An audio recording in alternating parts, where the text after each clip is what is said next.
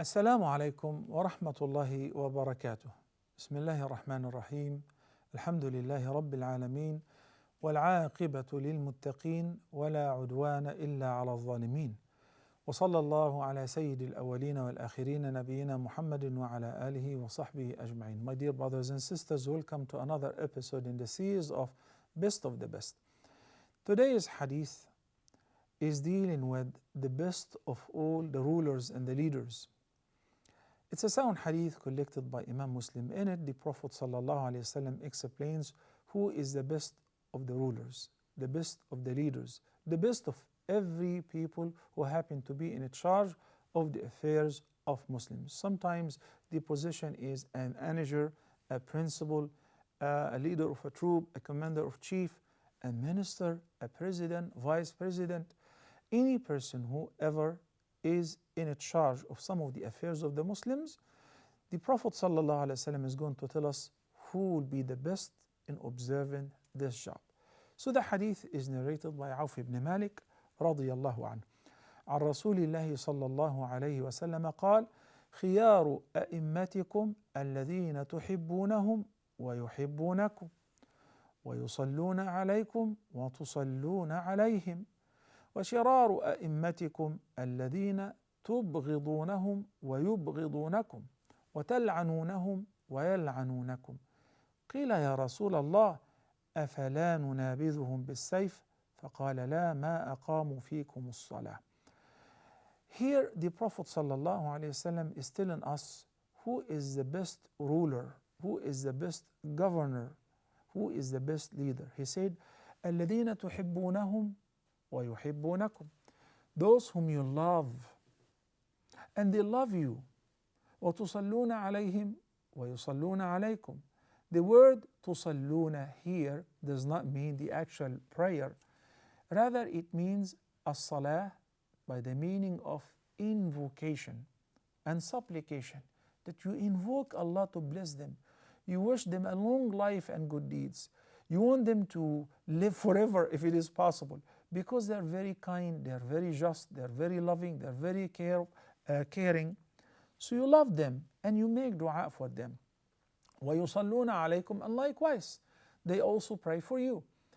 In the ayah number 103 of Surah At-Tawbah, Allah the Almighty says, خُذْ مِنْ أَمْوَالِهِمْ صَدَقَةً تُطَهِّرُهُمْ وَتُزَكِّيهِمْ بِهَا وَصَلِّ عَلَيْهِمْ إِنَّ صَلَاتَكَ سَكَنٌ لَهُمْ. So Allah the Almighty commanded Prophet Muhammad sallallahu alayhi wasallam to order his followers, the Muslims, to give the zakah, and he said, and pray for them. صَلِّ عَلَيْهِمْ, meaning pray for them. إِنَّ صَلَاتَكَ سَكَنٌ لَهُمْ, because your prayer will be a source of comfort and sakina for them. So that is the meaning of تُصَلُّونَ عَلَيْهِمْ وَيُصَلُّونَ عَلَيْكُمْ. So it is the easiest way to determine whether this ruler is a good ruler or an evil ruler. The easiest way, even without polls, to find out whether this person deserves to hold that position or he should be impeached and should be replaced: love and dua. When you meet people and they say, sometimes you meet people and say, pray for our president because he's not feeling well, may God give him shifa. They don't say that because they are in front of the cameras or because they're getting paid to say that. No, they say that because they really wish that their leader would survive, would live, and will enjoy good health and a good life, because this person is loved not because of his complexion, not because of his family lineage, not because he is a descendant of the Prophet's family only, but he is loved because of the justice that he is spreading. He is loved because the people see the fruit of his rulership. People loved Umar ibn Abdul Aziz, may Allah be pleased with him, and they considered him the fifth rightly guided caliph, even though he was not even of the companions. There were many khulafa from Bani Umayyah between Amir al-Mu'mineen Ali, the fourth rightly guided caliph, and Umar ibn Abdul Aziz, many. But because Umar ibn Abdul Aziz did exactly the same, like Umar ibn Khattab, like Abu Bakr as-Siddiq, so they perceived him as he's really the fifth rightly guided caliph. What about all the khulafa, many in between? Yes, they have ruled, but none of them gained the title. And this title was not purchased, and this title was not fabricated, nor was it imposed on people to say it. It is something that people were inspired by the behavior, by the justice, by the fairness and the kindness of Umar ibn Abdul Aziz. May Allah be pleased with him. Similarly, in every country, in every place, in every city, and in every county, when in the system where they have elections, free elections, when the person has served his term, and this person finished his term clean, he served his community, he was very vigilant, he took care of the needs of his community, he made their life easy, he facilitated for them things which they couldn't achieve before. And the man is just, he's not taking advantage of his position. They didn't see him or his children or his wife prosper out of this position, enjoying the resources of his society only for himself while the people are poor. No, he's a fair person, so they automatically love him. And if there is an election, they will re-elect him and they want him to stay in power forever. Why? Because he is serving the purpose. On the other hand, the Prophet ﷺ said, the worst leaders ever. He could be a Muslim, but he's hated by his people because he is zalim, he's an oppressor. The person is an evil person. Such person, before Allah, not only before people, is evil as well. Why? Because the Prophet ﷺ said, وَشِرَارُ أَئِمَّتِكُمْ الَّذِينَ تُبْغِضُونَهُمْ وَيُبْغِضُونَكُمْ. The worst of you leaders are those whom you hate, and they hate you as well. If they liked you, if they loved you, they would have served you better. But because their main concern and their priority is themselves, their wealth, their family, and their party, their group, or their tribe, so they don't care about you. That's why it's not only you who hate them, they hate you as well. You're not even a priority for them. تُبْغِضُونَهُمْ وَيُبْغِضُونَكُمْ. And as a result of this hate relationship, you're not going to pray for them.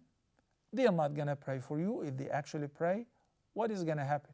You're going to curse each other. This evil relationship is also perceived by Allah, and in the sight of Allah subhanahu wa ta'ala, He looks at this person who is not worthy of your praise, who is not worthy of your supplication, of your love, so he is an evil person before Allah subhanahu wa ta'ala. And what is the determining factor in all of that? What makes a ruler or an imam the best before Allah or the worst? His behavior, his justice, the services that he offers to his community. It's impossible that the community would love a leader who is not just, a leader who is selfish, a leader who's oppressor. That's not happening, But what is happening, that they love the person who is serving them to the best of his ability. And if the person is not doing so, he will be disliked. They can't wait to get rid of him. If there is an election, they would definitely elect anybody else, right? So this is the determining factor. What kind of service, what kind of fairness, kindness and gentleness, and whether the ruler is a just ruler or not, which will determine whether this person before Allah subhanahu wa ta'ala is righteous and the best of rulers, or God forbid, the worst of rulers. The Prophet sallallahu alaihi wasallam said, "Antum shuhada'u Allah fil ard." You people are the witnesses of Allah the Almighty on earth. When two funerals passed in front of the Prophet sallallahu alaihi wasallam, the companions admired the first one and said, "This guy used to be a righteous person. May Allah have mercy on him." So the Prophet ﷺ said, "Wajabat." And when the second funeral passed by, they did not admire it at all. Rather, they condemned that person and said, "Thank God he died. He was such an evil person." The Prophet ﷺ said, "Wajabat." They asked him, "What is wajabat?" He said, you admire the first dead person, وَجَبَتْ لَهُ الْجَنَّةِ. So Al-Jannah has become his abode. It's due for him to enter paradise. And because you condemn the second person, it's impossible that people would have a general consensus, or the vast majority of people would hate anyone or would condemn anyone for no reason. فَوَجَبَتْ لَهُ النَّارِ. May Allah protect us against that. To be continued, inshallah, after we take a short break. Please stay tuned. Islam is a way of life, a complete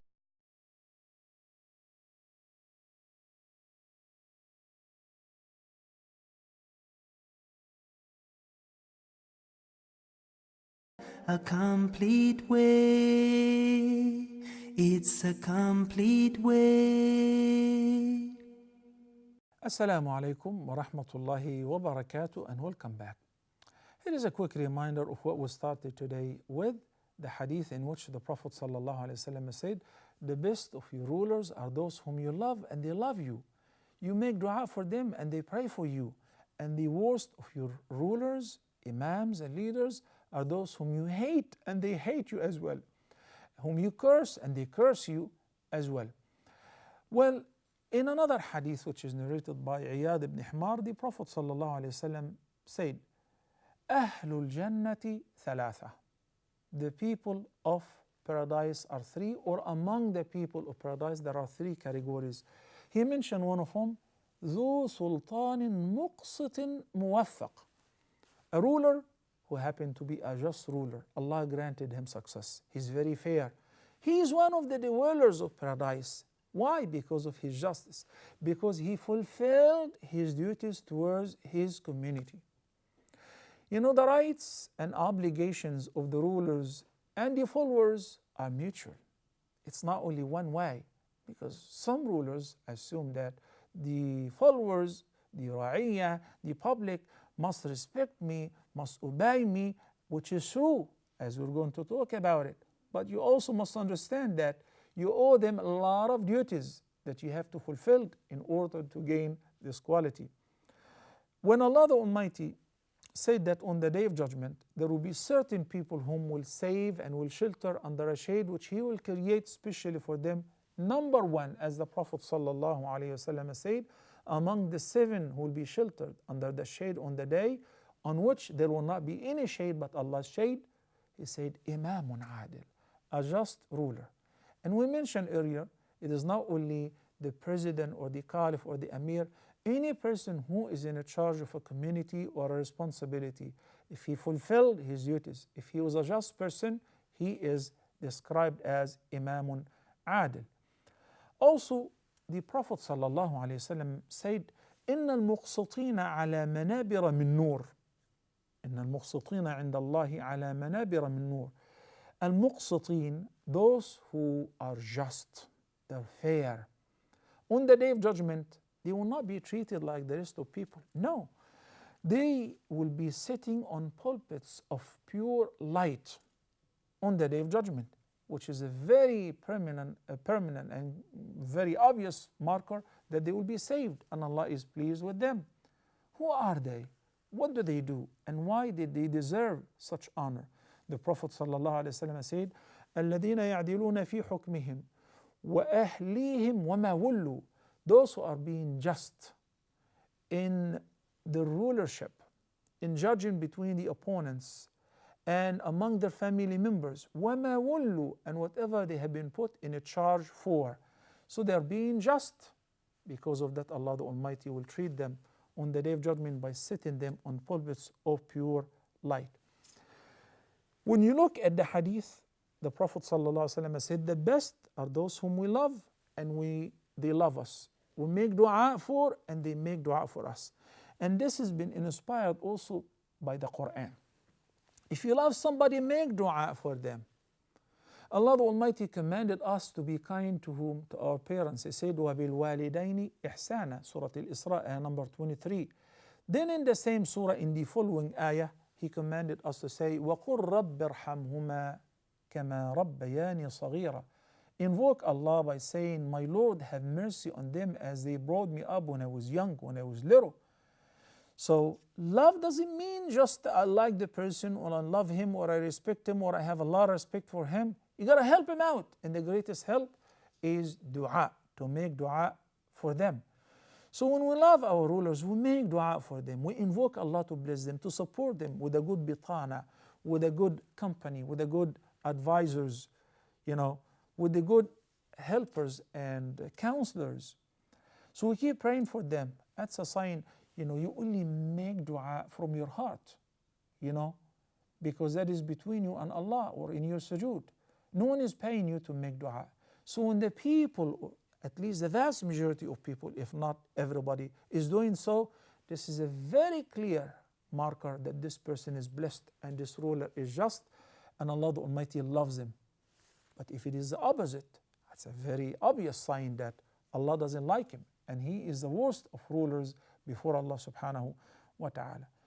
So we got to understand quickly that the ruler, the president, the king, or whoever is in charge of any of the affairs of the Muslims have a lot of duties. Number one, to protect their deen, to guard their religious commitment, to make certain that their places of worship are open and to spread knowledge through having qualified scholars or ulama to teach them. Then the dunya, the politics, making sure that the country or the city in which he is in charge of is secure. People must go to sleep at home with security. They shouldn't be frightened. Iqamat, establishing the judiciary system. He's not going to do that by himself, by appointing those who are actually qualified. They are just, not because they are his relatives or because they agree with his views. No, rather because they are qualified. So teaching, establishing the judiciary system, making sure that people live comfortably, earn their provision with ease, and they have enough sufficient fund to survive, guarding the border control, guarding their cities, leading them for jihad against the aggressors. The Prophet ﷺ said that if any person happened to be in a charge of any people and he died while he was not serving them to the best of his ability, then he will end up in hellfire. May Allah protect us against that, and it will be forbidden for him to enter paradise. You want to hear the hadith? He said, ما من عبد يسترعيه الله رعية ثم يموت وهو غاش لرعيته إلا حرم الله عليه الجنة. So the time that he's been serving in the leadership, he wasn't really keen to serve his people. Rather, he was serving his family and his personal interest. Such person, it will be forbidden for him to enter paradise. It's very, very dangerous, brothers and sisters. Then he made dua. The dua is very powerful. He said, Allahumma man waliya min amri ummati shay'an fashaqqa alayhim fashquq alayh. Oh Allah, if any person happened to be in a charge of any of the affairs of my ummah, generally, or in a certain area, and he happened to be harsh and hard upon them, then, oh Allah, treat him with hardship. Make it difficult for him in the hereafter and in the dunya. وَمَنْ وَلِيَ مِنْ أَمْرِ أُمَّتِي شَيْئًا فَرَفَقَ بِهِمْ فَارْفُقْ بِهِ. And if any person happened to be in a charge of the affairs of my ummah, and he was kind and gentle with them, so Allah take it easy on him and facilitate and make easy all his affairs. فَارْفُقْ بِهِ. The hadith is collected by Imam Muslim. By the end, and it is worthy of mentioning that the hadith which is narrated by Auf ibn Malik, that the Sahaba said, Ya Rasulullah, if we ever happen to have such ruler whom we hate so much and we make dua against, why don't we revolt and rebel against them? He said, no, as long as they pray for you or they establish the deen. Because maybe it's a different opinion. But if those people are Muslims and practicing the deen and they do not show anything that contradict the deen, you should maintain the state by having an emir or a leader and not revolting against him. Brothers and sisters, by that we come to the end of this program, and until next time, Assalamu alaikum wa rahmatullahi wa barakatuh. Do you know what Islam is? It's a way of life for